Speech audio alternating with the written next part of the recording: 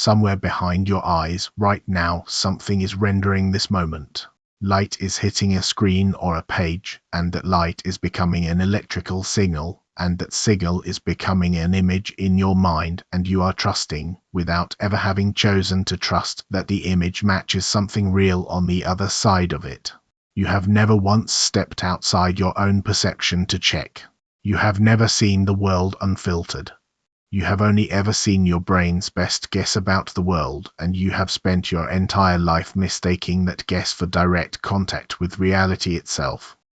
This is not a new terror. It is one of the oldest in philosophy, and it has never been solved, only rephrased for each new century's technology. In the 17th century, René Descartes sat alone by a fire, having resolved to doubt everything he possibly could, and he arrived at a thought experiment that still has not been put to rest 400 years later. Suppose, he said, that there exists not a benevolent God but a malicious demon, a being of great power and cunning, who has directed all his energies toward deceiving you. Suppose this demon has contrived that the sky, the air, the earth, colors, shapes, sounds, and all external things are nothing but illusions, dreams, deceptions that he uses to ensnare your judgment. Suppose you have no body, no hands, no eyes, no flesh, no blood, no senses at all, and yet you falsely believe you possess all these things. What, in that scenario, could you still know? Descartes was not a paranoid man playing an idle game. He was trying to find one thing, just one, that could survive total doubt, a foundation stone that no demon, however powerful, could shake. And he found it in the act of doubting itself. If a demon is deceiving you, then something must exist to be deceived. The doubting requires a doubter. Cogito ergo sum, I think, therefore I am. Even if everything else about your situation is fabricated, the fact that you are thinking about it cannot itself be fabricated away, because the thinking is happening regardless of whether its content is true. This is the one plank that holds under infinite weight. Everything else in Descartes' system, the existence of the external world, the reliability of the senses, the trustworthiness of memory, had to be rebuilt from that single certainty, and he rebuilt it by arguing that a benevolent, non-deceiving God would not allow such a thorough deception to exist. Whether that argument succeeds is a separate question. What matters for our purposes is the shape of the original problem, because that shape has outlived every attempt to resolve it, and it has returned in our era wearing a very different, and in some ways much more literal, costume. The demon has become a computer. The dream has become a simulation. And the question that used to sound like theology now sounds like engineering. Is it more likely that you are a biological creature living at the base level of physical reality, or a piece of code running inside someone else's machine, fed a stream of synthetic sensory data indistinguishable from the real thing? Before we get to the argument, though, it is worth sitting a little longer inside Descartes' original doubt, because most people who cite the brain in a vat idea or the we might be in a simulation idea have never actually followed the logic all the way down to its most uncomfortable flaw. It is easy to entertain simulation doubt as a fun thought experiment at a party and then set it aside the moment the conversation moves on. It is much harder to actually notice that you cannot, in this instant, produce a single piece of evidence that would look any different whether the doubt were true or false. Every proof you might offer, look, I can touch this table, look, I remember yesterday, look, other people confirm what I see, is itself a piece of the very experience whose reliability is in question. You cannot use the evidence of a system to validate the system, not when the system is the only source of evidence you have ever had access to. This is not a flaw in your reasoning. It is a structural fact about what it means to be a mind enclosed within its own perceptions, with no side door out into the raw world to compare notes.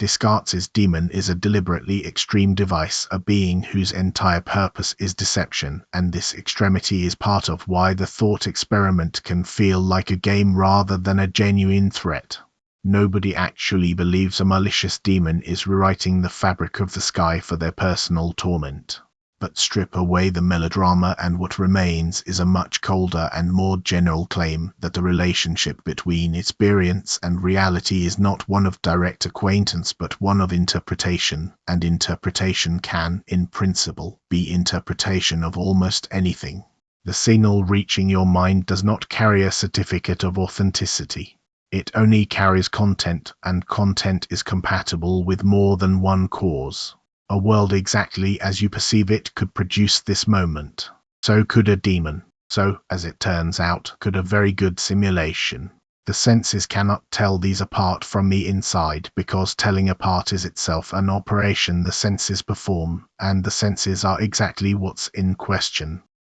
It is worth pausing on why this bothered Descartes so much that he was willing to doubt arithmetic. 2 + 3 = 5 seems like the kind of truth that would survive any demon, since it does not depend on the external world at all, only on the relations between ideas. And yet Descartes pushed even here. What if the demon has corrupted your very faculty of reasoning so that you err every time you count, in a way invisible to you precisely because the error is built into the tool you would use to check for it? This is the most radical form of the doubt because it does not merely say the world outside your mind might be fake. It says the inside of your mind, the very apparatus you use to evaluate claims, might be compromised in ways you have no independent means of detecting. If you are inside a simulation sophisticated enough to generate your reasoning as well as your sensory data, then even the feeling of certainty you get when 2 + 3 obviously equals 5 is itself a manufactured feeling, no more trustworthy than the feeling that the sky is blue.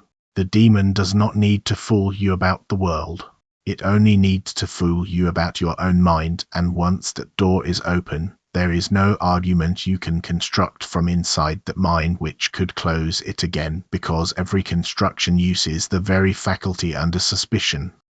This is the trapdoor beneath the trapdoor, and it is why the cogito, for all its fame, actually proves far less than people assume. It proves that thinking is occurring. It does not prove that the thinking is reliable, that its conclusions track truth, or that the thinker has any of the properties it seems to have: continuity across time, a stable identity, even singularity. All the cogito secures is a bare, momentary flicker of something is happening here. Everything richer than that, the sense that you are a person with a past and a coherent self and a world around you that makes sense, is built on inference, and inference is precisely the kind of thing a sufficiently powerful simulation could fabricate wholesale, including the inferences that make the fabrication feel seamless.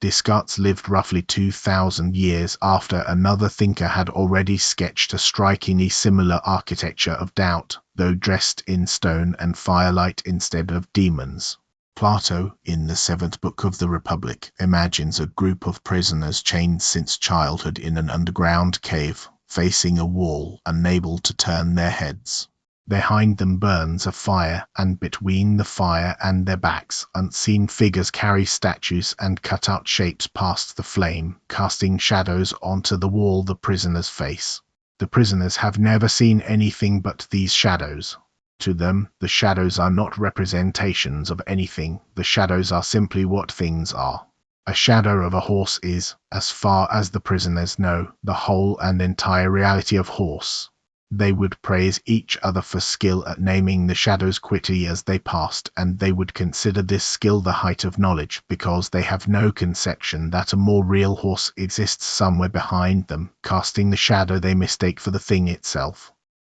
Plato then asks us to imagine one prisoner freed, forced to turn around, and marched up out of the cave into the sunlight. The process is described as painful, not liberating. The prisoner's eyes, adapted to shadow and dim firelight, are overwhelmed by the fire itself and then by the sun, and Plato is explicit that this person would, at first, want to turn back to the shadows because the shadows are at least comprehensible, while the brighter world outside initially offers only pain and confusion. Only gradually, as the eyes adjust, does the freed prisoner come to see actual objects, then reflections, then eventually the sun itself, the source of all visibility, which Plato uses as a symbol for the form of the good, the ultimate ground of all truth and value in his philosophical system. The final and hardest part of the allegory, though, is what happens when this prisoner goes back down into the cave to tell the others. Having seen the true source of things, the freed prisoner tries to explain that the shadows are not reality, only artifacts cast by more real objects lit by a source of light greater than the cave fire the prisoners have always known. The other prisoners, understandably, do not receive this news well. From their perspective, the returning prisoner's eyes have been ruined by whatever happened up there. He stumbles in the dim light he once navigated perfectly. He speaks of things that sound like nonsense, and Plato suggests chillingly that if they could, the prisoners would kill anyone who tried to free them and drag them up toward the light. What makes this allegory so durable, so endlessly reusable across 2.5 millennia, is that it is not really a story about metaphysics in the abstract. It is a story about the psychology of discovering that your entire framework for understanding reality has been mistaking a byproduct for a source. And it is a story about how threatening that discovery is to everyone who has not made it, because the shadow world is not merely believed in, it is lived in, built into every relationship, every judgment, every shared assumption that makes social life function. To question the shadows is not experienced by the others as an intellectual proposal to be weighed. It is experienced as an attack on the only reality they have ever had access to. Plato's forms, the perfect and changing templates of which physical objects are supposedly imperfect and temporary copies, sound today like a strained piece of ancient metaphysics, and in some ways they are. But notice the structural move underneath the specific theory. Plato is proposing a two-tier reality, a lower level of appearance that is causally generated by and dependent on a higher level of more fundamental reality, and he is proposing that the beings trapped in the lower level have no native ability to perceive the higher level directly, only its downstream effects. This is precisely the structure of every modern simulation argument. There is a base reality, whatever that base reality's ultimate nature turns out to be, and there is a rendered or generated level built on top of it, populated by minds that experience the generated level as total and self-sufficient, unaware that it depends on something else for its existence. Descartes gives us the epistemological version of this worry. How would you know if your beliefs were being manufactured? Plato gives us the metaphysical and social version. What does it feel like to actually be shown, and what does the community you belong to do to the person who tries to show them? Put these two ancient sources together and you already have the entire skeleton of every modern simulation hypothesis, worked out with quills and torchlight, long before anyone had built a machine capable of generating a synthetic world convincing enough to make the metaphor literal rather than figurative. What changed between Plato's cave and our present moment is not the philosophical structure. It is the plausibility of the mechanism. A cave with a fire and puppeteers is an allegory. A demon rewriting the sky is a thought experiment nobody expects to be literally instantiated. But a civilization with computers powerful enough to simulate minds and worlds is not a metaphor. It is, on our current trajectory of technological development, something we ourselves might build within centuries, which means the question stops being purely hypothetical and starts being a question about statistics, about which kinds of observers are more numerous in the space of all possible observers. This is the move that the Swedish philosopher Nick Bostrom made in 2003, and it is the move that turned an ancient thought experiment into a contemporary argument with actual probabilistic teeth. Bostrom's argument does not try to prove that we are in a simulation. This is the detail almost everyone gets wrong when they encounter it secondhand, usually from a documentary or a podcast clip that compresses the whole structure into a single dramatic headline. What Bostrom actually offers is a trilemma, a set of three possibilities, at least one of which must be true, given a small number of fairly modest assumptions about the future of technology and the nature of consciousness. The three possibilities are these. First, that civilizations at our level of development almost always go extinct before they reach the technological capacity to run high-fidelity simulations of conscious beings, so that no civilization ever gets far enough to build the kind of simulation we are worried about. Second, that civilizations which do reach that level of technological maturity overwhelmingly choose not to run such simulations for reasons of ethics, resource allocation, disinterest, or some other constraint we cannot presently anticipate, so that even though the capability exists, it goes essentially unused. Third, that we are almost certainly living inside a simulation right now.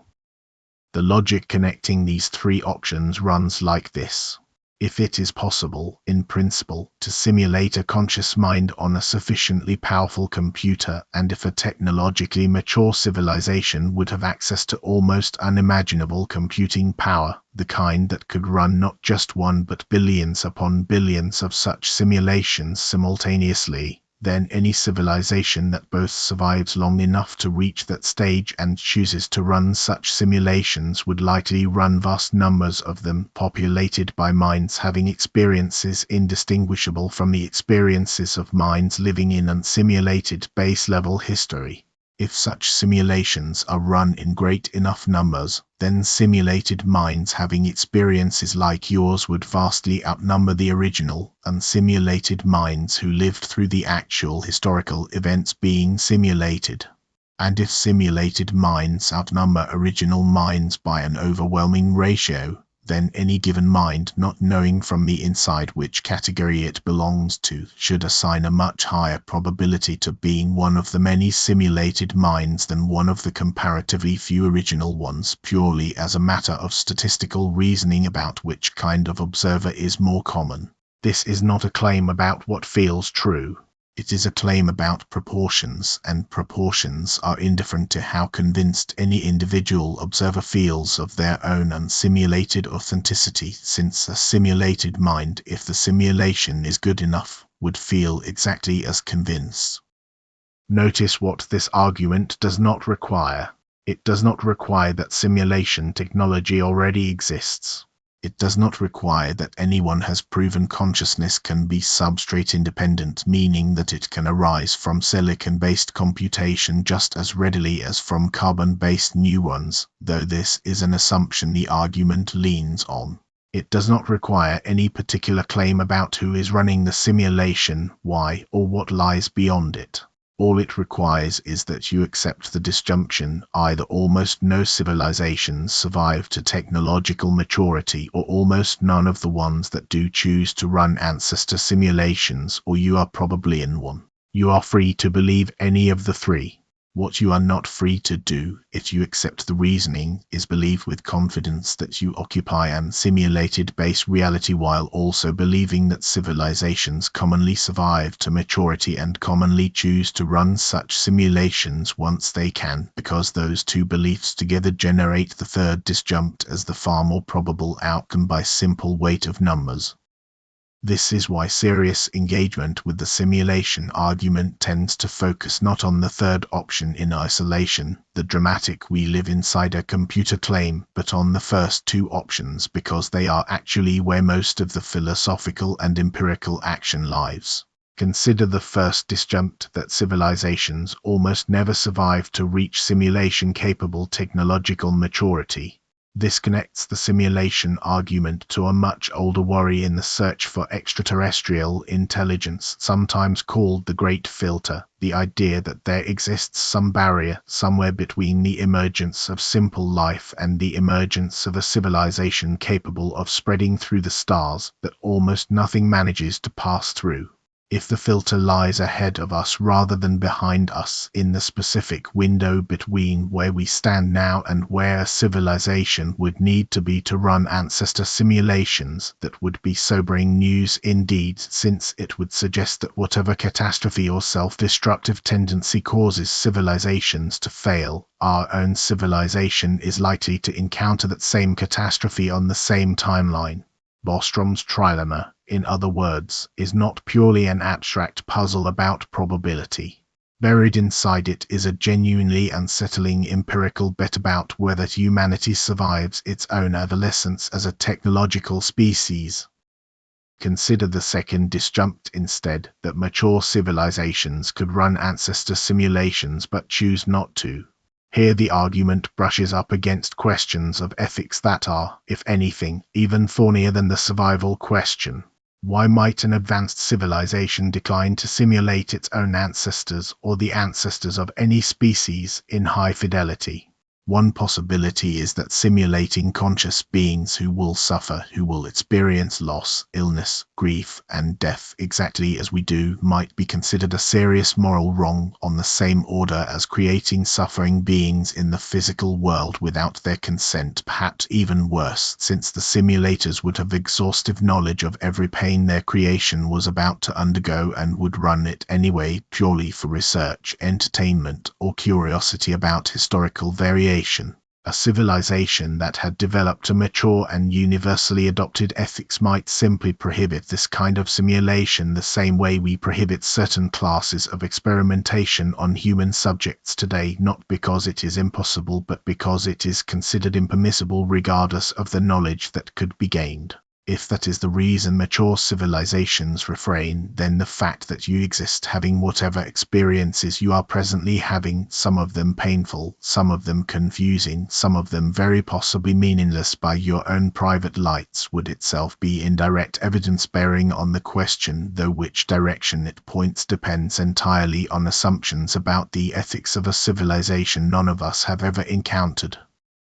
There is also a stranger possibility buried in the second disjunct, one that Bostrom and others have gestured toward more playfully, that advanced civilizations, having access to essentially unlimited computational resources, might find ancestor simulations simply uninteresting, the way an adult does not typically spend all their leisure time reenacting the exact events of their own childhood in perfect detail. A sufficiently advanced civilization might prefer to simulate radically different, more interesting, more varied possible worlds rather than faithfully recreating its own particular and, from a sufficiently advanced vantage point, comparatively primitive history. If this is the case, then the relevant population of simulated minds might not resemble historical humans closely at all, in which case the entire structure of the argument as it pertains to whether you specifically are likely to be simulated would need to be reconsidered in light of what kinds of minds actually get simulated in bulk, and for what purposes, none of which we currently have any way to investigate from the inside.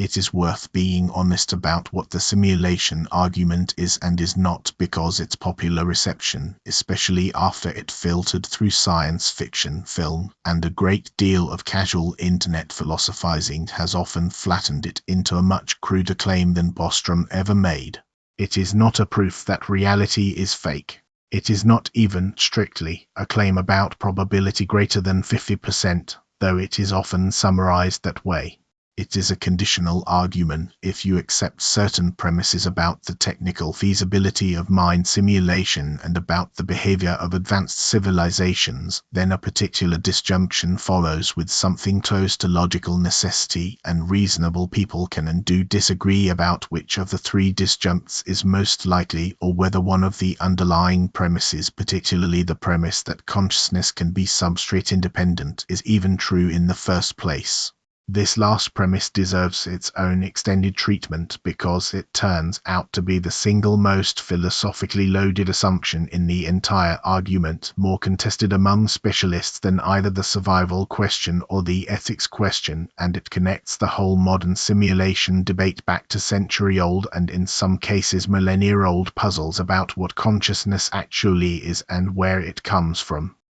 Substrate independence is the idea that what matters for the existence of a mind is not the particular physical material carrying out the relevant processes but the pattern of information processing itself, so that the same mind, in principle, could be realized in neurons, in silicon transistors, or in any other medium capable of implementing the right causal structure. This idea has a long philosophical lineage running through functionalism, the view developed extensively in the second half of the 20th century that mental states are defined by their functional role, by what they do and how they relate to inputs, outputs, and other mental states rather than by what they are made of. On a strongly functionalist view, a pain state just is whatever state plays the pain role, receiving damage signals, producing avoidance behavior, generating certain other mental states, and if silicon can be arranged to play that exact role, then silicon can, in principle, feel pain, in exactly the sense that matters.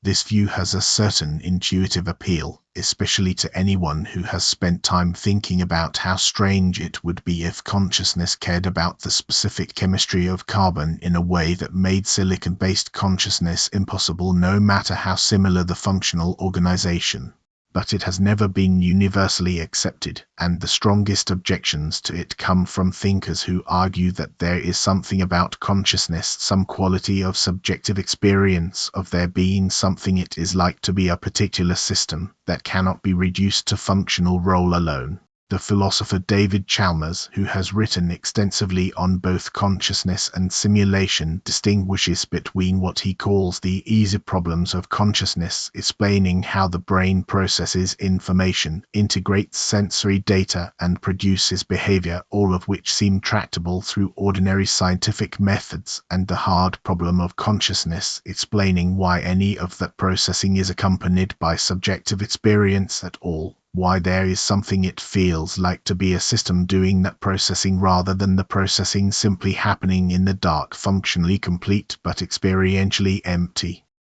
The hard problem matters enormously for the simulation argument because the entire trilemma depends on the premise that simulated minds would actually be conscious, would actually have experiences, rather than merely behaving as if they did while there is, in fact, nothing it is like to be them. If consciousness requires some specific physical substrate, if it requires, say, actual biological neurons doing whatever mysterious thing biological neurons do that silicon cannot replicate no matter how precisely it mimics the functional pattern, then a simulated ancestor would not be a conscious being having an inner experience of grief or joy or curiosity. It would be an extremely sophisticated puppet generating outputs indistinguishable from a conscious being's outputs but with no one home inside to actually undergo any of it. In that case, the entire weight of the simulation argument, which depends on there being enormous numbers of conscious simulated minds outnumbering conscious original minds, would simply not apply because there would be no simulated minds in the morally and experientially relevant sense, only elaborate philosophical zombies running through the motions. This is where the ancient and the contemporary problems fuse most tightly together because the philosophical zombie, a being physically and behaviorally identical to a conscious person but lacking any inner experience whatsoever, is precisely the concept needed to determine whether a simulated version of you would actually be you in any sense that matters, or merely a flawless imitation with the lights off inside. And here is the genuinely vertiginous part: you have no way of checking, from the outside, which kind of thing any other person is. You infer that other people are conscious because they behave the way conscious beings behave and because you assume they are built the way you are built, but you have never had, and could never have, direct access to anyone else's inner experience to confirm the inference. This is sometimes called the problem of other minds, and it means that even setting aside simulation entirely, you already live your entire life surrounded by beings whose consciousness you take on faith, extrapolating from a sample size of exactly one, yourself, to every other apparently conscious being you encounter. The simulation hypothesis does not introduce this uncertainty. It only extends an uncertainty that was already built into the structure of minds encountering other minds, and pushes it one level further, asking not just whether other people are conscious but whether the entire framework generating your experience of other people, and of a world, and of a past, is itself the kind of thing that could house genuine experience rather than merely simulate its appearance. If we grant for the sake of argument that substrate independence is true, that a sufficiently detailed simulation of a brain would produce genuine consciousness rather than a mere behavioral facsimile, an entirely new set of questions opens up about what kind of reality a simulated consciousness would actually be living inside, and whether simulated is even the right word for it from the inside. Consider a simulation detailed enough to model every neuron, every synapse, every neurotransmitter release in a human brain, embedded in a virtual body receiving virtual sensory input generated by a virtual environment modeled down to a comparable level of fidelity. From the perspective of the mind inside that system, there is no seam anywhere. The virtual light striking the virtual retina produces the same cascade of neural firing that real light striking a real retina would produce, because the simulation had been built precisely to reproduce that cascade. The subjective experience of redness, of warmth, of the particular ache of a stubbed toe would be functionally, and if substrate independence holds, experientially identical to the same experience generated by an unsimulated brain in an unsimulated body. There would be no internal marker, no watermark stamped onto perception, distinguishing simulated red from base reality red, because the entire point of the simulation, its entire design goal, is that the two should be indistinguishable from the inside. This raises an uncomfortable question that pushes past Bostrom's original framing into something closer to the philosophy of virtual worlds and the metaphysics of digital experience, a set of concerns that have become increasingly urgent not because we have built world simulating computers capable of housing conscious minds, which as far as we know we have not, but because we have built something adjacent to it, vast, detailed, persistent virtual environments that millions of people inhabit for large portions of their waking lives, seeking out experiences, relationships, achievements, and even a sense of meaning inside worlds that everyone involved knows, at the level of explicit belief, to be constructed. The question these environments force us to confront is not whether we are inside someone else's simulation, but whether the distinction between simulated and real experience matters, even when we already know, with total certainty, that a given experience is simulated.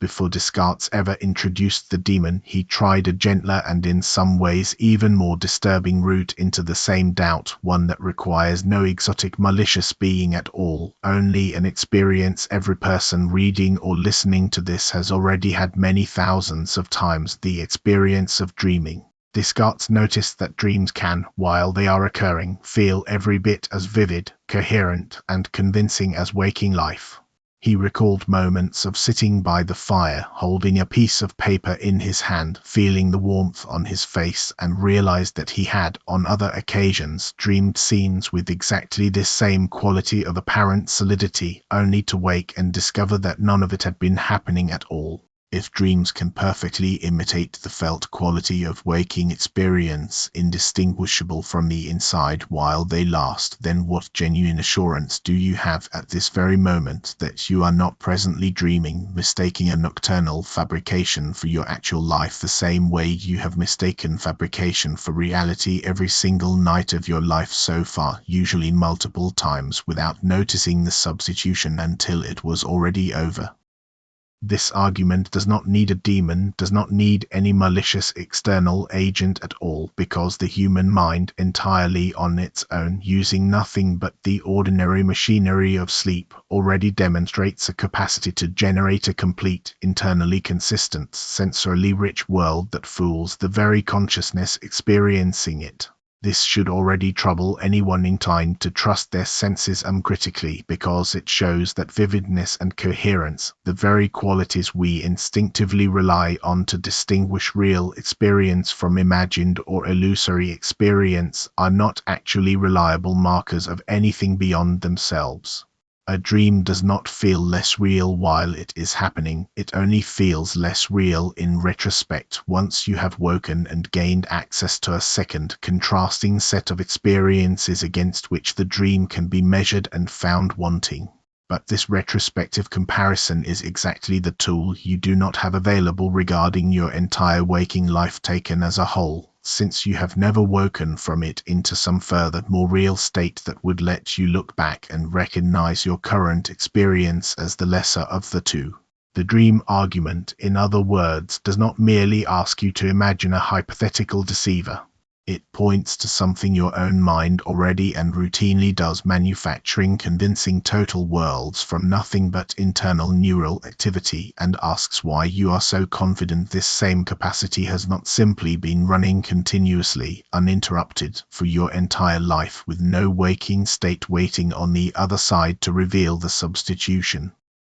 Modern sleep science has, if anything, sharpened rather than dulled the force of this observation. We now know a great deal about what happens physiologically during dreaming, the suppression of certain sensory inputs, the activation of visual and emotional processing centers largely disconnected from the actual state of the body and the external world. The peculiar failure of the dreaming mind to notice glaring logical inconsistencies that would be immediately obvious in waking reflection, a room that seamlessly becomes a different room, a person who is simultaneously and without contradiction two different people at once, events that violate causal order without triggering any alarm in the dreamer's sense of coherence. This last detail is worth lingering on because it suggests dreams are not merely imitations of waking experience but are, in an important sense, low-fidelity productions, ones that a sufficiently attentive waking mind, examining its own experience carefully enough, might be able to distinguish from genuine wakefulness, not through any single decisive test but through the accumulated weight of consistency, memory, and the ability to sustain scrutiny across time in a way dream content typically cannot. This is incidentally part of the basis for certain modern practices of what is sometimes called reality testing, techniques used by people who wish to become aware that they are dreaming while still inside the dream, checking for exactly the kinds of inconsistency, a clock reading at different time moments apart, text that changes when reread, that dream logic tends to smuggle past an inattentive dreamer but that a sufficiently practiced and suspicious mind can learn to catch. Notice, though, how directly this connects back to the simulation question and to the glitch hunting phenomenon addressed earlier, because reality testing techniques implicitly rely on the assumption that a fabricated experience, however convincing, will eventually reveal some seam if probed with enough consistency and attention, and this assumption is exactly the assumption the simulation argument's most careful defenders warn against extending too far. A dream run by an ordinary human brain during a few hours of sleep is a relatively low-effort, low-resolution production compared to what a hypothetical civilization with essentially unlimited computational resources could achieve if it specifically set out to build an environment indistinguishable from base reality under any level of scrutiny its inhabitants could bring to bear. The techniques that let a skilled dreamer catch the seams in an ordinary dream work precisely because ordinary dreams are not optimized for consistency in the way a deliberately engineered simulation would be. This means the dream argument and the simulation argument, despite feeling like close cousins, actually diverge in an important way once you ask how thoroughly each kind of fabrication could, in principle, be probed and found wanting. Descartes' dream is a fabrication generated carelessly by a sleeping brain with no particular stake in maintaining perfect consistency. Bostrom's simulation, by contrast, describes a fabrication built by a civilization with every incentive and every capability to make the seams undetectable, which is precisely why the reality testing techniques that work against ordinary dreams give you no comparable leverage against the deeper hypothesis. A truly competent simulation, unlike an ordinary dream, would not leave a flickering clock or a shifting face for you to catch it by. Descartes, working through his own doubts, eventually turned from the dream argument to a different kind of exercise entirely, one aimed not at undermining confidence in the external world, but at figuring out what, if anything, we actually know about physical objects once the senses are set aside as untrustworthy. He picks up a piece of beeswax fresh from the honeycomb, still smelling faintly of flowers, cool and hard, holding a specific shape. He then brings it near the fire, and it changes entirely. The smell disappears, the shape dissolves, it becomes hot and liquid rather than cool and solid. Every single sensory quality it had a moment before is now different or gone. And yet, Descartes observes, we do not conclude that the wax has ceased to exist or become a different thing altogether. We judge, without hesitation, that it is the same wax, merely altered. But if none of the sensory qualities, the smell, the shape, the texture, the temperature, persisted through this change, what exactly is it that we are tracking when we judge continuity of identity across such a total transformation of appearance? Descartes' answer is that it cannot be the senses doing this tracking at all. Since every single thing the senses reported has changed, it must instead be the intellect, reason operating independently of sensory input, that grasps the wax as an extended, flexible, changeable substance capable of taking on an indefinite range of particular sensory appearances, none of which is essential to its identity.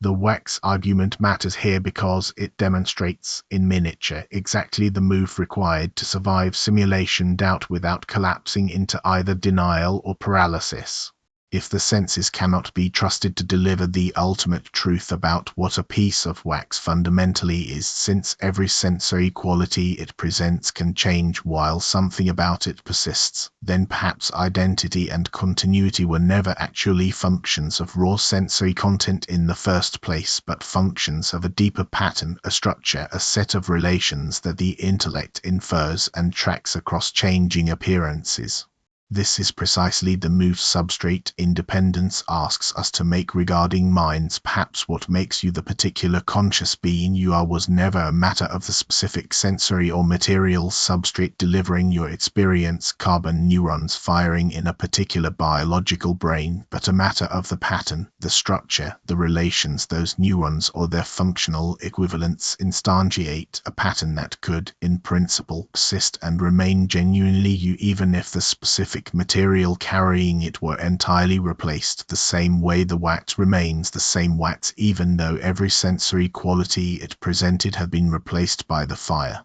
Descartes never extended his own argument this far. He had no concept of computation or artificial substrates to apply it to. But the logical shape of the move, look past the changing appearances to the persisting structure beneath them, is exactly the intellectual tool a modern thinker needs to take substrate independence seriously as something more than an ad hoc assumption invented to make Bostrom's trilema work, because Descartes had already demonstrated, with nothing more than a candle and a piece of wax, that this is simply how identity and continuity actually function whenever appearances shift and something less visible has to be doing the work of holding a thing together across the shift. This is worth carrying forward as we turn from the question of what a mind fundamentally is toward the question of what happens when minds like ours, whatever we ultimately turn out to be made of, begin constructing worlds of our own to inhabit. If Descartes is right that identity survives a total change of sensory appearance because something structural persists beneath the appearance, then the question of whether an experience occurring inside a constructed digital environment is somehow less real than one occurring in an unconstructed physical environment cannot be settled merely by pointing to the difference in appearance, the pixels instead of photons, the server instead of soil. The wax did not stop being wax when it stopped looking, smelling, and feeling like wax. The question that actually matters for a digital environment as much as for a piece of heated beeswax is what structure persists beneath the surface, what pattern of causation, relation, and, where relevant, genuine conscious experience is actually doing the work, regardless of which medium happens to be carrying it at any given moment.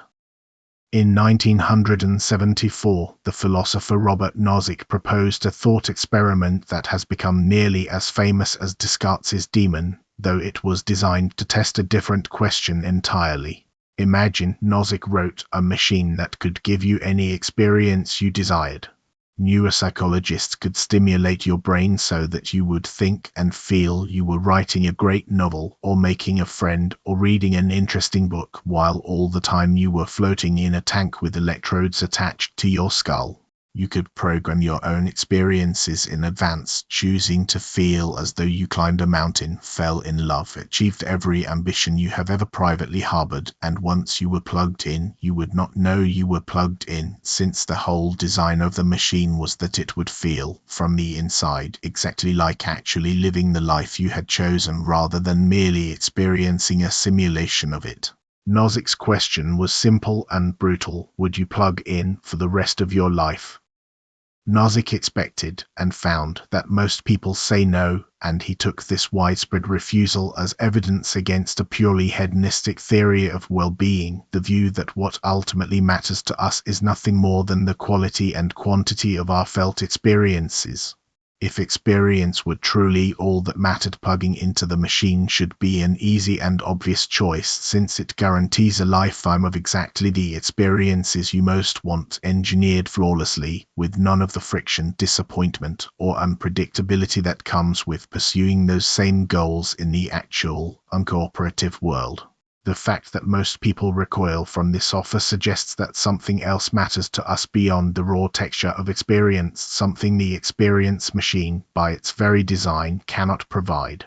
Nozick identified several candidates for what this missing ingredient might be. We want to actually do certain things, not merely have the experience of having done them. The experience of having written a great novel is not the same good as actually having written one, even if the internal, felt quality of the two experiences were completely identical. We want to actually be a certain kind of person, courageous, honest, creative, rather than merely floating in a tank, being a person who has the sensation of possessing those traits without any of the real dispositions or track record that would make the traits genuinely true of us. And we want contact with a deeper reality than any single machine, however sophisticated, could provide, some connection to a world larger and more independent than a set of program stimuli tailored specifically and exclusively to please us.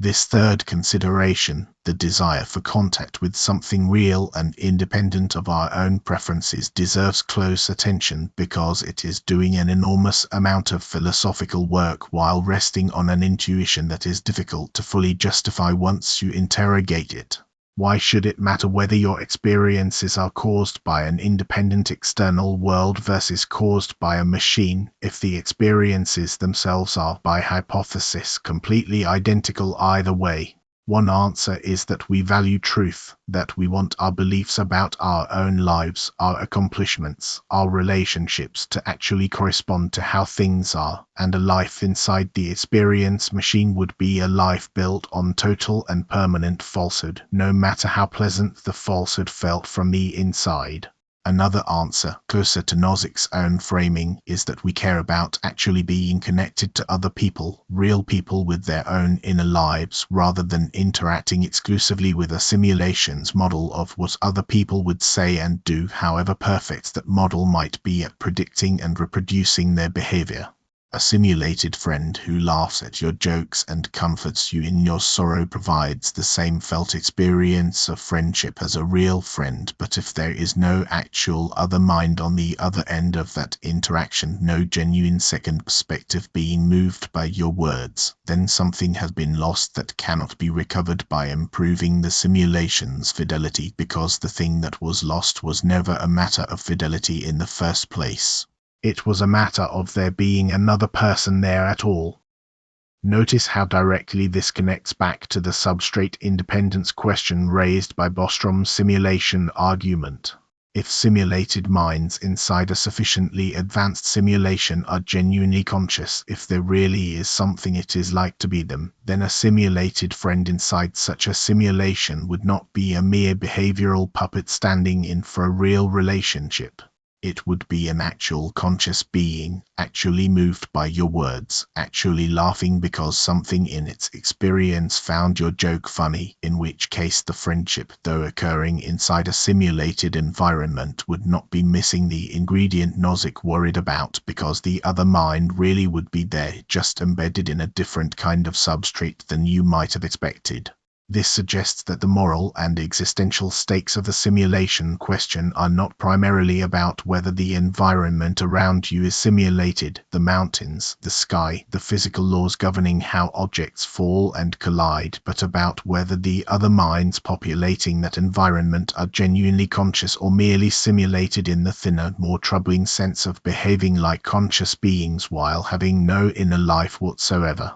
A simulated world full of genuinely conscious inhabitants might be, in every way that matters morally and existentially, just as real a place to live a life as any unsimulated one. A simulated world full of philosophical zombies, however perfectly they mimic conscious behavior, would be a profound and total loneliness dressed up as companionship, and you would have no way of knowing from inside either scenario which one you were actually living inside.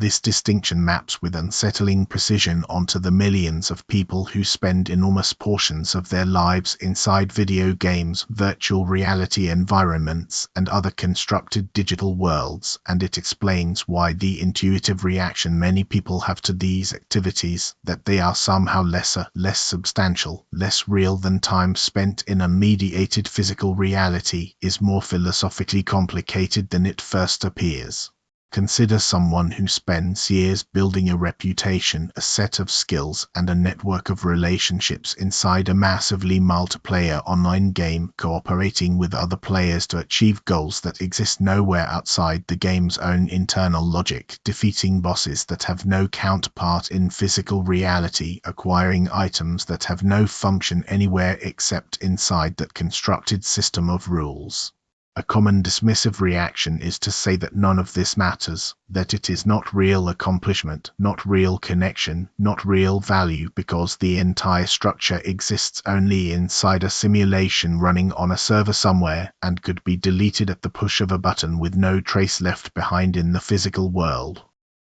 But notice what this dismissal actually depends on. It depends on the claim that the other players are not really there in the way a friend sitting across from you in physical space is really there, and this claim is usually simply assumed rather than argued for, because in fact the other players are exactly as conscious, exactly as real, as anyone you might meet in a mediated physical space. The medium through which their words and actions reach you has changed, routed through servers and rendered as pixels rather than transmitted through air as sound waves and light, but the mind producing those words, forming those intentions, feeling whatever satisfaction or frustration the interaction produces, is not simulated in the thin, zombie sense at all. It is a fully conscious human being using a digital environment as the medium of contact rather than a physical room, in exactly the same way a phone call uses copper wire and radio waves as a medium, without anyone concluding that the person on the other end of a phone call is therefore not real.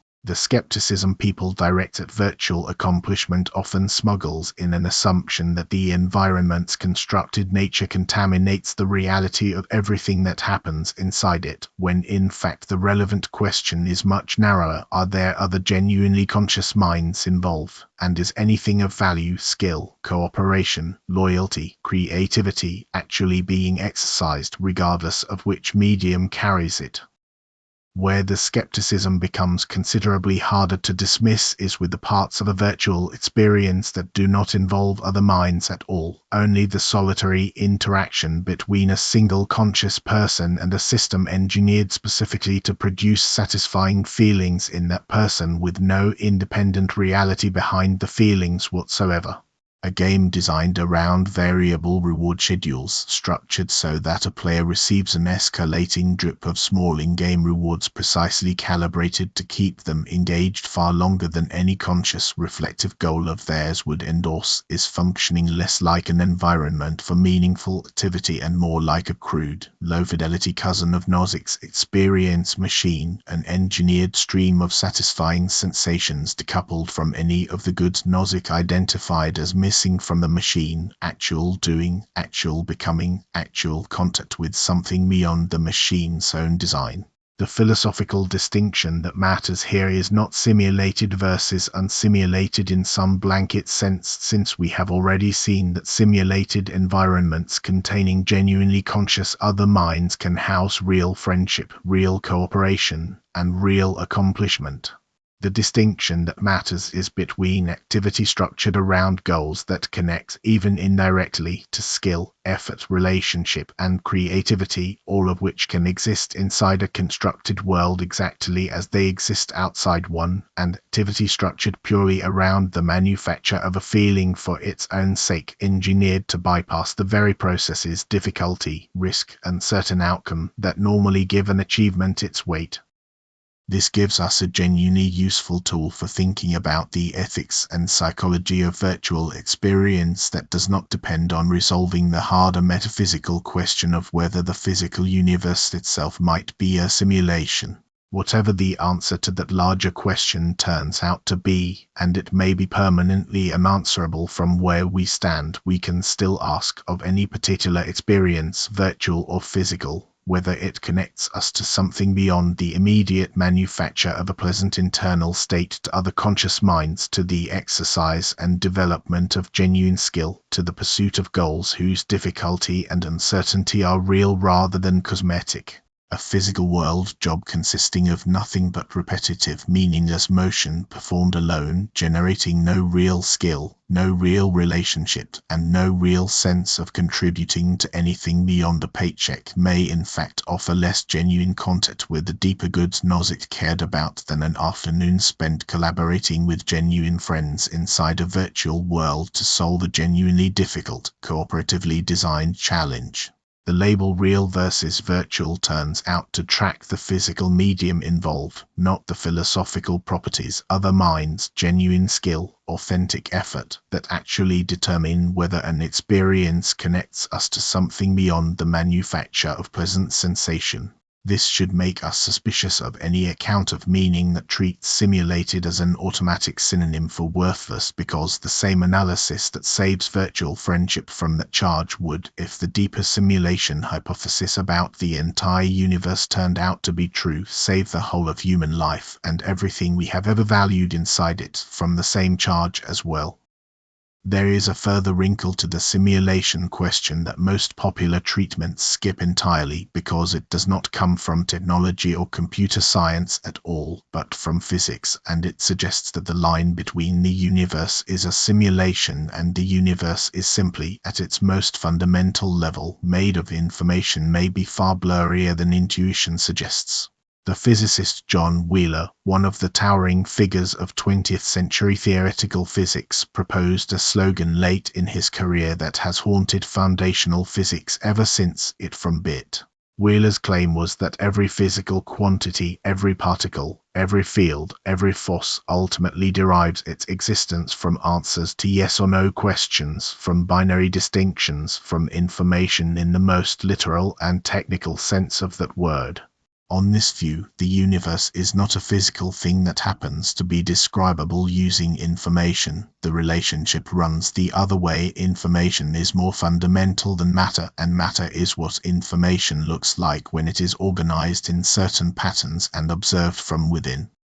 If Wheeler's speculation is even approximately correct, then the question of whether the universe is real physical stuff or merely a vast computation dissolves in a way neither side of the usual simulation debate anticipates, because the distinction between those two options was never as sharp as it appeared. A computation just is a structured manipulation of information according to rules, and if physical reality just is information structured according to rules, physical law, then the universe already looks at its foundations remarkably like a computation running on some substrate we do not yet understand and may never be able to inspect from outside. This does not mean someone built the universe on a computer sitting in a garage in a higher-level reality, the way Bostrom's ancestor simulation scenario imagines. It means that simulation and physical reality might not be the clean opposites. Our intuitions assumed a sufficiently deep physical reality and a sufficiently deep simulation of that same reality might turn out, on inspection, to be the very same kind of thing, described using two different vocabularies inherited from two different historical traditions, one from physics and one from computer science, that happen to converge on the same underlying structure from opposite directions. The physicist Max Tegmark has pushed a related idea even further with what he calls the mathematical universe hypothesis, the proposal that physical reality is not merely described by mathematics but literally is a mathematical structure, that there is no difference at all between a sufficiently detailed and self-consistent mathematical object and an actually existing physical universe capable of containing conscious observers. On this view, every mathematically possible universe exists in exactly the same sense our universe exists, and we simply find ourselves inhabiting one that happens to have the specific mathematical properties compatible with the evolution of observers capable of asking these questions, because a universe with different properties incompatible with observers would obviously never be observed to exist by anyone inside it, a form of reasoning known as the anthropic principle. Tegmark's hypothesis is not identical to the simulation hypothesis. It does not require any external simulator at all, since a mathematical structure does not need to be computed by anything to exist any more than the number 7 needs a computer running somewhere to have the property of being prime. But it shares with the simulation hypothesis and with Plato's theory of forms 2,500 years earlier the same basic structural move, that the physical world we perceive with our senses is not the most fundamental layer of reality but a kind of surface phenomenon, a shadow on the cave wall, generated by something more abstract, more mathematical, more structural, lying beneath or behind it, something our senses were never built to perceive directly and can only reach through inference, mathematics, and theory. It is genuinely remarkable that Plato, working with none of the conceptual tools of modern physics or computer science, arrived at a picture of reality with this exact shape, an experienced, changeable, imperfect surface level, generated by and dependent on a more fundamental and changing, abstract level accessible only through reason rather than the senses. Whether you find Tegmark's mathematical universe hypothesis, Wheeler's it from bit, or Bostrom's ancestor simulation most plausible, or find all three unpersuasive, the striking thing is that contemporary physics and computer science keep independently rediscovering variations on a structure the Greeks proposed on purely philosophical grounds, using nothing but careful reasoning about the nature of knowledge, appearance, and unchanging truth. This should give us some pause before we dismiss ancient philosophy as a historical curiosity superseded by modern science. In this particular case, the ancient framework was not superseded so much as it was waiting patiently for the technical vocabulary that would let later thinkers cash out its intuitions in testable, or at least far more precise terms. None of this settles the hard problem of consciousness, however, and it is worth being clear about why. Even if it turns out that physical reality is, at bottom, a kind of information structure indistinguishable in principle from a computation, this tells us something about the ontological status of matter and energy. It tells us nothing by itself about why any of that information processing should be accompanied by subjective experience rather than occurring, as far as anyone could tell from outside, in the total absence of any inner life whatsoever. You can grant that the universe is thoroughly computational, all the way down, and still face the exact same explanatory gap Chalmers identified. Why does this particular pattern of information processing, the pattern instantiated in a living human brain, give rise to the specific felt quality of, say, tasting a ripe peach, rather than simply producing the behavioral output "this is delicious" with no accompanying experience at all? Notice that this gap exists whether the computation in question is running on biological neurons or on silicon transistors or on some unknown substrate underlying physical law itself. Substrate independence, if true, does not close the gap, it merely relocates it, since you would still need to explain why some patterns of information processing are accompanied by experience and presumably others are not, given that most of the information processing happening in the universe, in rocks, in weather systems, in the vast majority of computer programs ever run, does not seem to be accompanied by any experience at all. Some philosophers, most prominently those drawn to a family of views called panpsychism, respond to this gap by denying that consciousness is rare or special at all, proposing instead that some very minimal form of experience is a fundamental and ubiquitous feature of matter itself, present in some primitive form even in electrons and photons, with complex consciousness like ours arising not from nothing but from the combination and organization of countless already experienced fundamental constituents. Others, drawn to a family of views sometimes grouped under integrated information theory, propose that consciousness corresponds to a particular mathematical property of a system, roughly the degree to which the system integrates information in a way that cannot be decomposed into independent parts without losing something, and that any system possessing this property to a sufficient degree, biological or artificial, would necessarily be conscious, while any system lacking it, no matter how complex or how convincingly it mimics conscious behavior, would necessarily be a philosophical zombie. Neither of these views commands anything close to consensus, and the hard problem remains, by most accounts, exactly as hard as it was when Chalmers first named it, which means that the single most important premise underlying the entire simulation argument, that a sufficiently detailed simulation of a mind would actually produce genuine consciousness rather than an empty behavioral facsimile, remains, and may permanently remain, an open question that no amount of computing power or technical sophistication alone can resolve, because it is not a technical question. It is the oldest and least tractable question in the philosophy of mind, wearing new clothes. Set aside, for a moment, the question of whether any of this can be resolved, and ask a more practical question, the one that actually keeps people awake at night after they've first genuinely absorbed the simulation argument, rather than simply nodding along to it as an interesting party topic. If it turned out with total certainty that you were living inside a simulation, would anything about how you should live your life actually change? This question turns out to be far more important than the metaphysical question it depends on, because unlike the metaphysical question, it is one you can actually make progress on, and the progress you make there will apply regardless of how the deeper question ever gets resolved, if it ever does.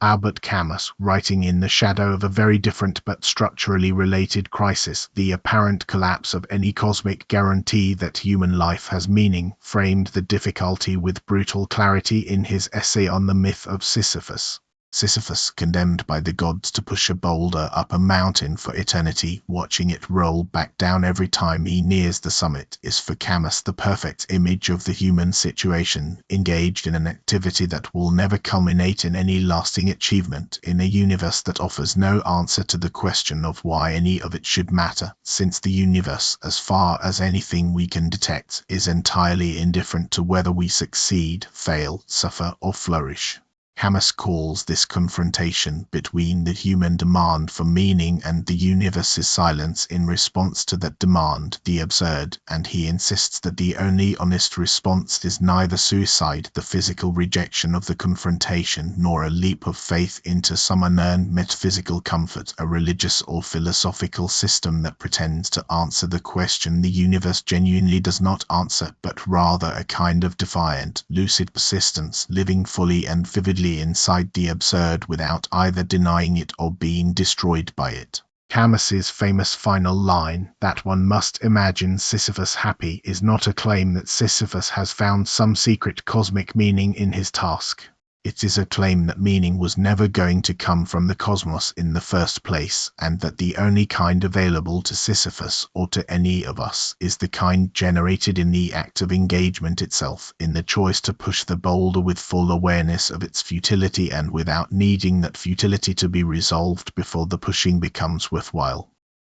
The relevance of this to the simulation question should be immediate once you see it. The discovery that you are living inside a simulation would be, structurally, exactly the same kind of discovery Camus is describing, a discovery that the framework you assumed was giving your life its ultimate grounding, in this case not divine providence but simply the unquestioned assumption of unmediated contact with base physical reality, turns out not to hold, and that no further layer beneath it is going to step in and hand you a replacement grounding that resolves the question of meaning once and for all. If your sense of meaning in your relationships, your work, your creative projects, and your private moments of joy was always secretly dependent on the metaphysical status of the substrate generating your experience, on whether that substrate was real physics or merely a very good simulation, then that sense of meaning was resting on a foundation that could never actually have supported it, since even a life lived in unsimulated base reality offers no cosmic guarantee of meaning either. The indifferent universe of unsimulated physics does not care about you any more than a simulated universe would. Physical law, so far as anyone has ever discovered, contains no clause certifying that human suffering matters or that human achievement is significant. Camus's entire argument was built for exactly this indifferent, ungrounded situation, and it does not become less applicable if the indifferent universe in question turns out to be generated by a computer instead of by whatever process generated an unsimulated universe. The absurd does not require an unsimulated backdrop to be absurd. It only requires a mismatch between the demand for meaning and a universe, of whatever ultimate nature, that supplies no ready-made answer to that demand. The philosopher Thomas Nagel approached a related problem from a different angle in an essay simply titled The Absurd, where he argues that the sense of absurdity in human life does not actually come from our smallness relative to the cosmos, from the fact that we will die, or from the fact that the universe will eventually become uninhabitable, all facts that people commonly cite as sources of existential dread, but from something more structural, our capacity to step back from our own lives and view them in imagination from an external, detached standpoint, what Nagel elsewhere calls the view from nowhere, a perspective from which all our urgent commitments, projects, and passions appear arbitrary and unnecessary, mere contingent facts about a particular organism rather than binding demands with any independent authority. We cannot help but take our lives seriously from the inside, pursuing goals, forming attachments, caring intensely about outcomes, while simultaneously possessing the reflective capacity to view all of that seriousness from a distance and see it as one contingent pattern of caring among countlessly many that could have been otherwise.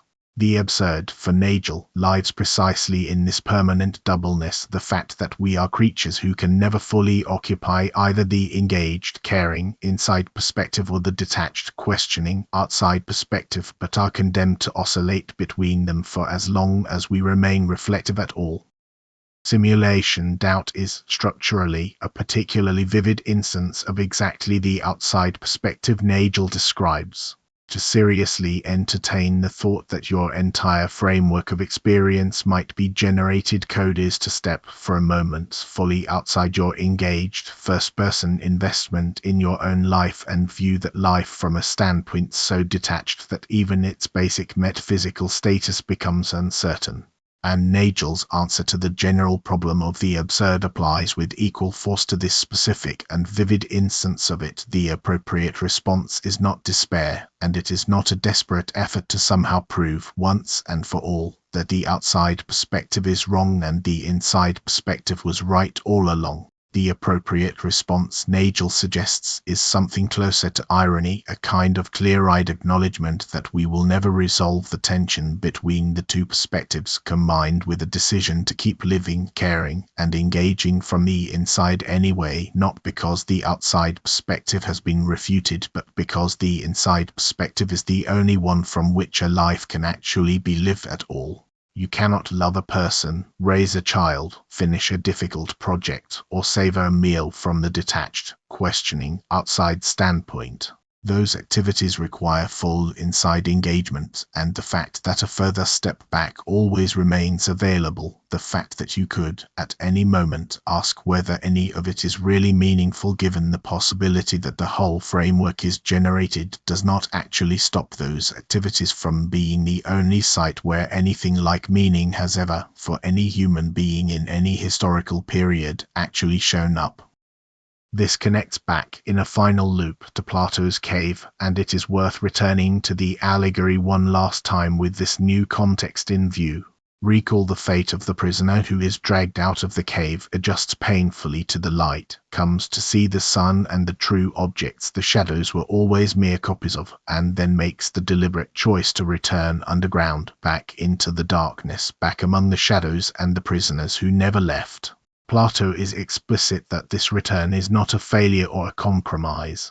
It is, for him, the highest and most demanding stage of the philosophical life, harder than the ascent itself because it requires functioning inside a system you now know to be a diminished copy of something more real, using knowledge gained outside that system to act wisely and helpfully within it, among people who cannot see what you have seen and who may resent you for claiming to see it. Plato's philosopher king is not someone who, having glimpsed the forms, abandons the cave in disgust at its unreality. The philosopher king goes back down, and rules, and lives among the shadows anyway, precisely because ordinary human life, with all its imperfection and imitation, is still the only place where wisdom can actually be exercised and actually do any good. If we are, in fact, living inside some version of a modern cave, a simulation, a computational substrate, a mathematical structure indistinguishable in principle from a physical universe, the lesson Plato encoded into his allegory 2,500 years before any of this became a live scientific hypothesis turns out to be exactly the lesson Camus and Nagel independently arrive at from a completely different direction, that discovering, or merely seriously entertaining, the constructed and dependent nature of the world you inhabit does not license withdrawal from that world, does not drain it of everything worth doing inside it, and does not exempt you from the task of living wisely and caring genuinely for the other minds, real or simulated, conscious or merely apparently conscious, who shared the cave with you. The shadows on the wall were never, even for Plato, worthless simply because they were shadows. They were worthless only to someone who mistook them for the whole of reality and stopped looking for anything beyond them, or who, having found something beyond them, concluded that the cave itself was no longer worth living in. Both mistakes are available to us now, in a civilization technologically sophisticated enough to take Bostrom's trilemma seriously as something more than an allegory. We can mistake the world we have for the only possible reality and stop asking whether anything lies behind it, the error of the unreflective prisoner. Or we can become so consumed by the possibility that something lies behind it that we treat everything happening on this side, every relationship, every act of love, every difficult and worthwhile project, as somehow provisional, a mere placeholder unworthy of full seriousness until the metaphysical status of the whole system gets settled. Plato, Camus, and Nagel, separated by millennia and working from entirely different starting points, converge on the same warning against that second error, and it may be the single most durable and most practically important conclusion that the entire history of skeptical philosophy, from the cave to the demon to the simulation, has actually managed to produce. There is a further complication buried inside Bostrom's third disjunct that is rarely discussed outside specialist circles, but which, once you see it, is difficult to unsee. If a technologically mature civilization can run detailed simulations of conscious minds, then any civilization existing inside such a simulation, once it develops its own sufficiently advanced technology, could presumably run simulations of its own nested one level deeper, and those simulated civilizations could in turn run further simulations nested deeper still, and so on, potentially without any obvious limit except whatever computational resources ultimately run out somewhere down the chain. If this nesting is possible, then the number of simulated realities at every level below the original, unsimulated base reality could be staggeringly larger than the number of realities at the base level, since there is only ever one base reality by definition, while there could be an almost unbounded number of first-level simulations, an even larger number of second-level simulations nested inside those, and so on. If you accept the same style of statistical reasoning that generates Bostrom's original trilemma, that you should expect to find yourself among the more numerous category of observer rather than the less numerous one, this nesting structure would suggest something stranger than merely being probably simulated. It would suggest that if simulation happens at all and nests reliably once it starts, you should expect to be not merely in a simulation, but in a simulation nested very many levels deep, since the sheer number of minds existing at deep nesting levels could vastly outnumber the minds existing at any shallow level, including the base level and the first level directly beneath it.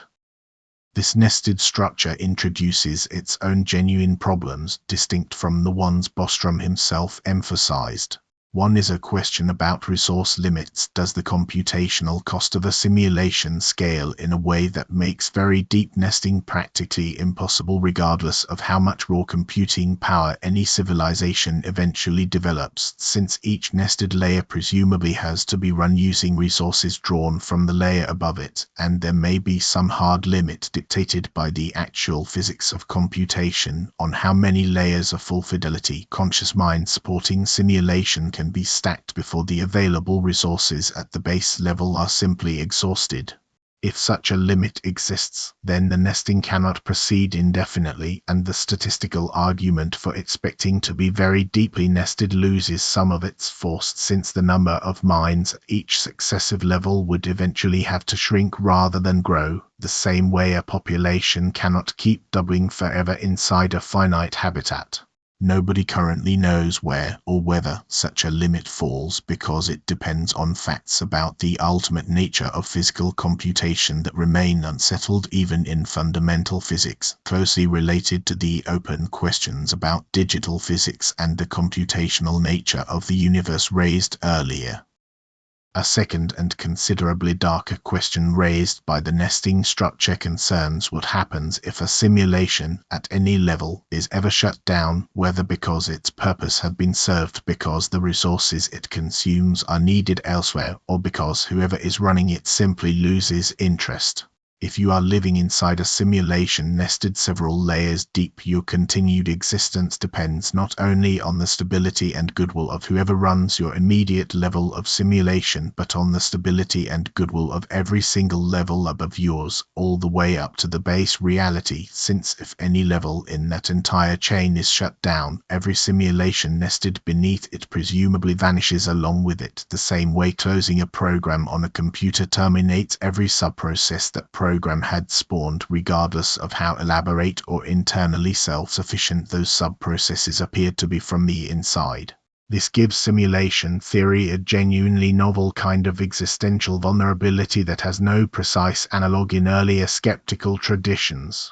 Descartes' demon, however malicious, was not going to get bored and switch off the deception. The demon's entire nature in the thought experiment was defined by permanent commitment to the deception, since Descartes needed a worst-case scenario, not a realistic one. Plato's cave, similarly, is not depicted as being at risk of sudden annihilation. The fire keeps burning, the puppeteers keep working, and the entire point of the allegory concerns escape and return rather than the possibility that the whole cave might simply cease to exist without warning. Bostrom's simulation hypothesis, by contrast, imports an entire additional category of risk that ancient skepticism never had reason to consider, precisely because it takes the technological framing seriously enough to notice that anything built by a technological civilization is, in principle, capable of being decommissioned by that same civilization for reasons that might have nothing whatsoever to do with the well-being or wishes of the conscious beings inside it.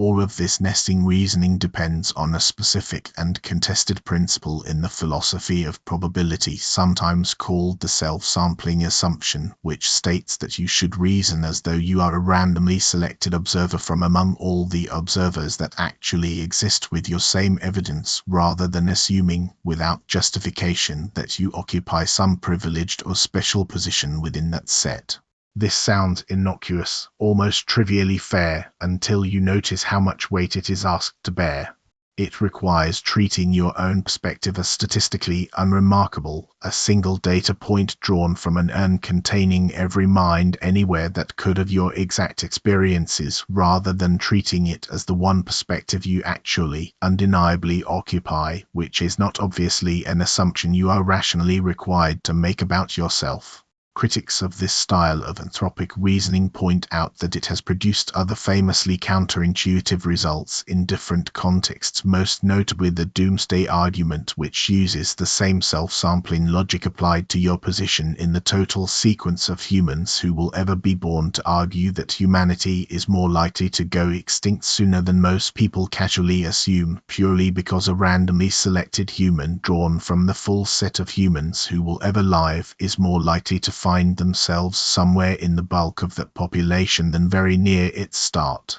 Whether this kind of reasoning about your own position among a hypothetical population of observers is actually valid, or whether it involves a subtle and illegitimate slide from a genuine question about anticipation to an improper question about identity, remains a live and unresolved dispute among specialists in the philosophy of probability, and it means that even the most technically sophisticated versions of the simulation argument rest at bottom on a premise about how to reason under uncertainty that is itself philosophically contested rather than settled mathematics.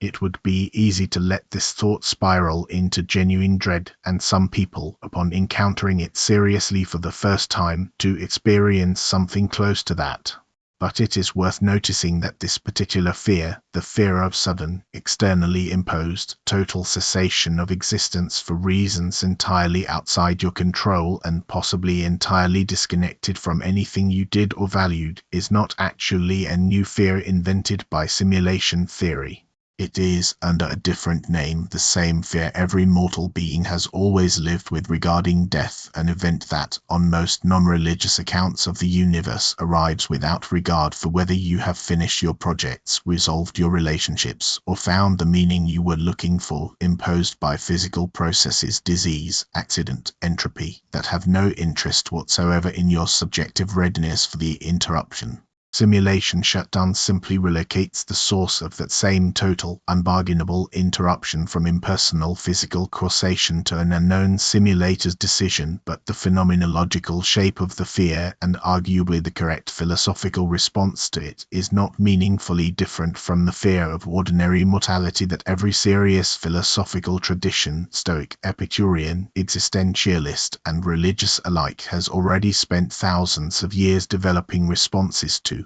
Epicurus's famous argument that death is nothing to us, since where death is we are not, and where we are death is not, was designed to dissolve exactly this kind of dread by pointing out that non-existence, whatever else it might be, is not an experience that can be feared from the inside, because there is no inside left to do the fearing once it has occurred. Whether or not you find Epicurus's argument fully satisfying, and many people do not, its logical structure applies without modification to the fear of simulation shutdown. If the shutdown occurs, there will be no surviving perspective from which its occurrence is experienced as a loss, and if it has not yet occurred, then it is not, at this moment, actually happening to you, which means the dread itself is always dread about a moment that, by definition, you will never actually be present to undergo. It is worth stepping back at this point from the increasingly technical branches of the argument and returning to the question that actually launched this entire inquiry, the question Descartes was asking by his fire and the question the freed prisoner was forced to confront on his painful climb out of the cave, not whether you can prove with certainty what the ultimate nature of reality is, since it has become increasingly clear across every version of this problem from the 17th century to the present that no argument constructed from inside a system of experience can ever fully verify or falsify claims about what generates that system from outside, but what follows practically and existentially from taking the uncertainty seriously rather than either dismissing it prematurely or being paralyzed by it. Descartes' own answer in the end was surprisingly modest. Having established the cogito as an unshakable foundation, he spent the rest of his philosophical career trying to rebuild piece by piece enough confidence in the external world, in other people, in the reliability of careful reasoning to get on with the actual business of doing science and living a life, not because he had achieved utter certainty about any of it, but because a livable philosophy has to eventually stop doubting and start acting on the best available evidence, even when that evidence falls short of the absolute certainty the initial doubt demanded. There is one more angle on this problem that deserves serious attention, and it inverts the entire framing we have been using so far. Instead of asking whether we are simulated, ask whether we are on a trajectory to become simulators ourselves, and what obligations that trajectory places on us right now, well before the technology to run a conscious mind-supporting simulation actually exists. Artificial intelligence research has, in recent years, moved from building systems that merely process information toward building systems whose internal processing is increasingly opaque even to the engineers who build them, systems trained on vast quantities of data to produce outputs that are, in some domains, difficult to distinguish from the outputs a conscious human being might produce. Nobody currently has strong evidence that any existing artificial system possesses genuine subjective experience in the sense the hard problem of consciousness is concerned with, and most researchers in the field would say the current systems almost certainly do not, since their architecture bears little resemblance to the biological structures we associate with consciousness in humans and animals.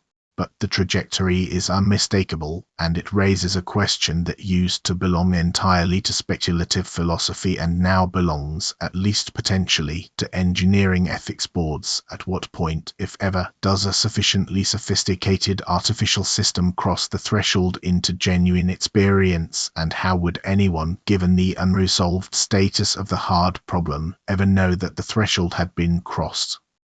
This is precisely the same epistemic trap that made Bostrom's simulation argument so difficult to resolve from the inside, only now applied from the position of potential creator rather than potential creation. If we ourselves eventually build systems complex enough that the question of their inner experience becomes live, we will face the exact problem any simulator running an ancestor simulation of us would face regarding our experience. No external test can conclusively verify subjective experience in another system, because subjective experience by its very nature is not the kind of thing that shows up as a directly measurable external signal. We infer consciousness in other humans through behavioral and physiological similarity to ourselves, a strategy that becomes progressively less reliable the further a system's underlying architecture departs from our own, which means that as artificial systems become both more behaviorally human-like and more architecturally alien, our ordinary methods for inferring the presence or absence of an inner life become correspondingly less trustworthy in exactly the range of cases where getting the answer right matters most.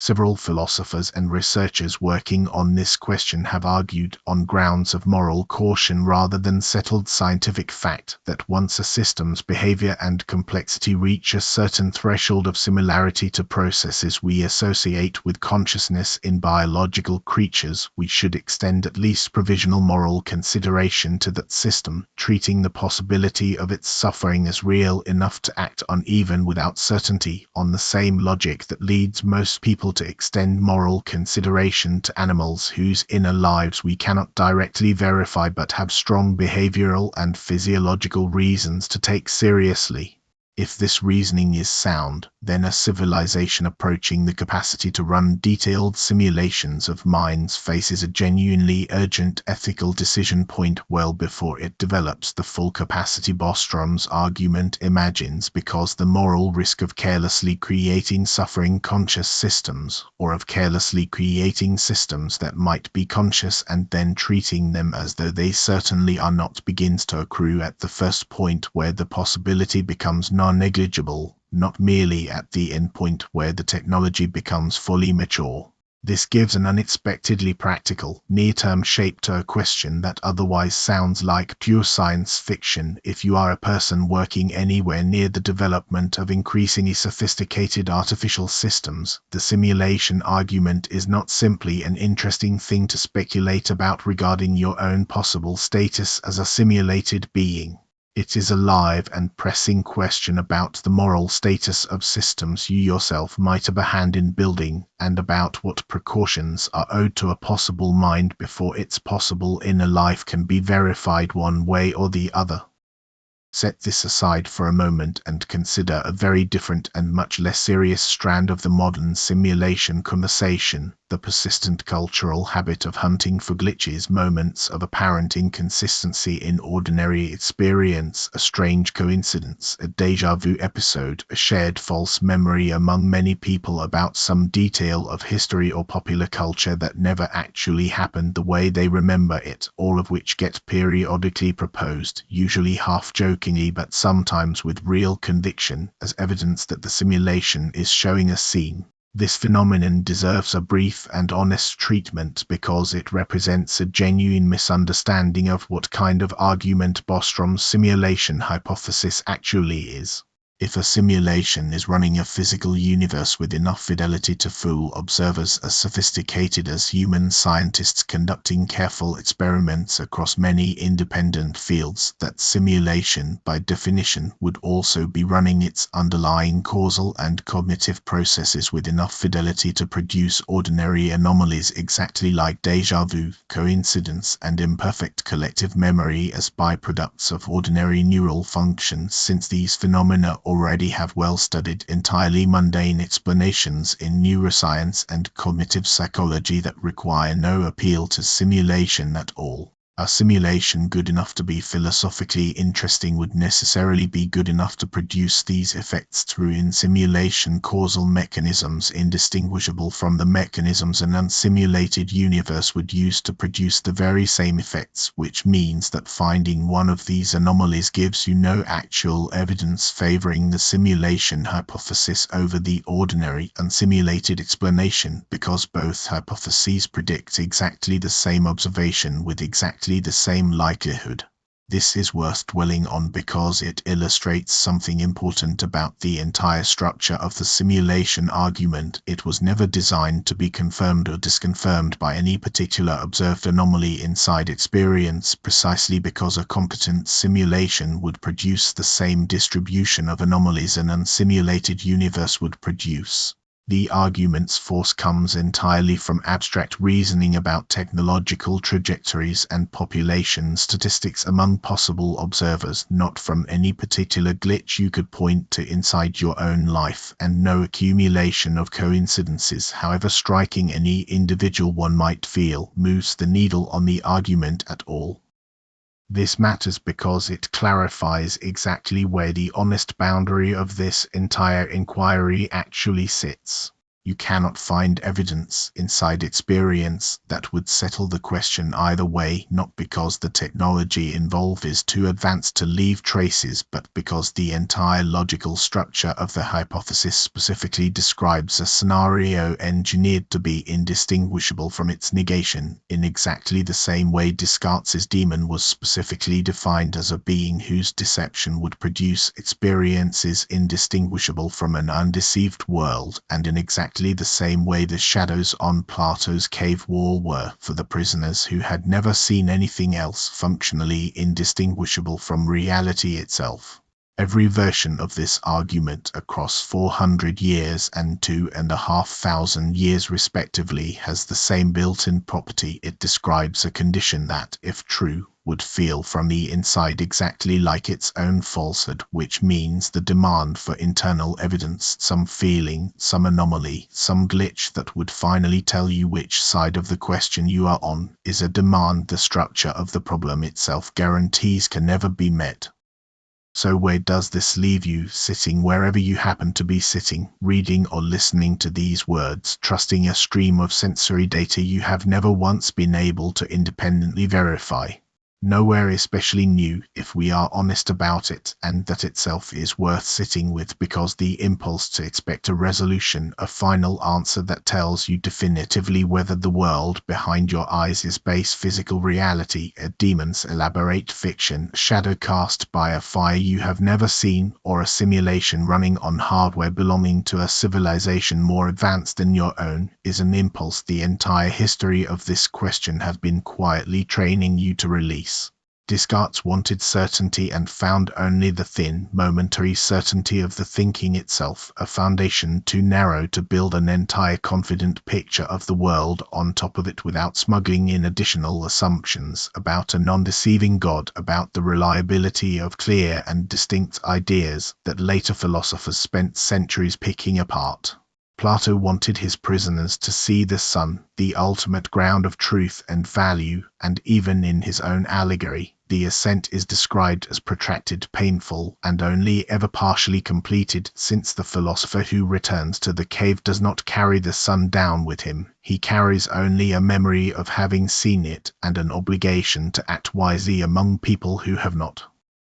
Bostrom, working with tools neither Descartes nor Plato had access to, arithmetic, probability, an actual emerging technology of computation, does not conclude that we are definitely simulated. He concludes that we are stuck choosing between three uncomfortable possibilities, none of which can currently be verified from the inside, and that whichever one is true carries genuinely unsettling implications, either for the survival prospects of technological civilizations generally, for the ethical restraint or interests of civilizations advanced enough to have already resolved the question we are still struggling with, or for the actual metaphysical status of everything you have ever experienced.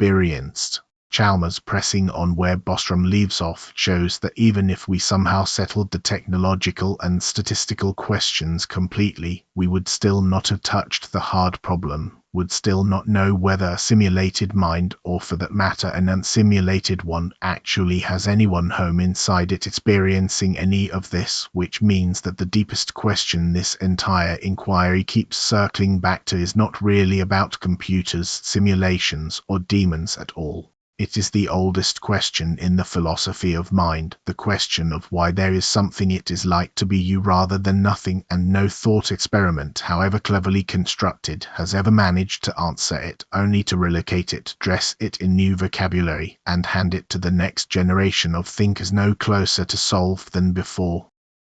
And yet something has actually been gained across this entire journey, even without a final answer, and it is worth being precise about what that something is, because it is easy to walk away from a subject like this feeling as though nothing was accomplished beyond an elaborate demonstration of how little we can know for certain. What have been gained is a much clearer picture of which of your beliefs were ever resting on the metaphysical certainty this inquiry shows to be unavailable, and which of them were not, and it turns out that far fewer of your beliefs depend on that certainty than the initial vertigo suggests. Your love for the people in your life does not depend on a settled answer to whether the substrate generating your experience of them is carbon or silicon or something stranger still, because what makes that love matter, if Nozick's analysis of the experience machine is right, was never the substrate in the first place, it was the presence of another genuine mind on the receiving end of your care, and if simulated minds can be genuinely conscious, as the substrate independence premise underlying Bostrom's own argument requires, then that presence does not evaporate merely because the medium carrying it turns out to be unfamiliar.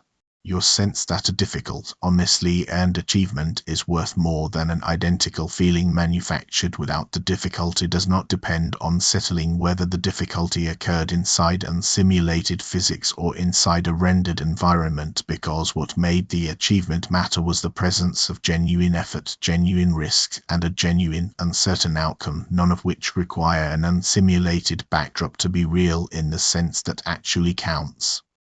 What does change, once you have actually sat with this material rather than merely skimmed past it, is a certain kind of false confidence, the quiet, unexamined assumption that the world delivered to you by your senses simply is reality, full stop, with no further layer worth wondering about beneath it. Descartes' demon, Plato's cave, and Bostrom's simulation are not, in the end, competing claims about what is actually generating your experience. They are three historically distinct instruments built for the same purpose, prying that unexamined assumption loose, forcing you to notice that your entire framework for encountering the world was always an interpretation rather than a direct, unmediated grasp of things as they ultimately are, and that this had been true since long before anyone owned a computer, since long before anyone imagined an evil demon, since the very first moment any mind anywhere began the always incomplete project of turning raw sensation into a picture of a whirl. There is a particular kind of humility available at the end of this inquiry that is different from despair, and different, too, from the shallow relief of simply deciding not to think about it anymore. It is the humility of someone who has genuinely looked at the structure of their own knowing and found it resting, all the way down, on interpretation rather than certainty, and who has decided, having found this, to keep going anyway, to keep loving the people in front of them, keep doing the difficult work that is actually theirs to do, keep noticing beauty and absurdity and grief with the same seriousness they always deserve, not because the metaphysical question had been resolved in favor of comfort, but because resolving it was never actually the precondition for any of that seriousness to be justified in the first place. Sisyphus does not need to know whether his mountain is simulated. The freed prisoner does not need to drag the sun itself down into the cave before deciding the people still chained there deserve his honest effort to help.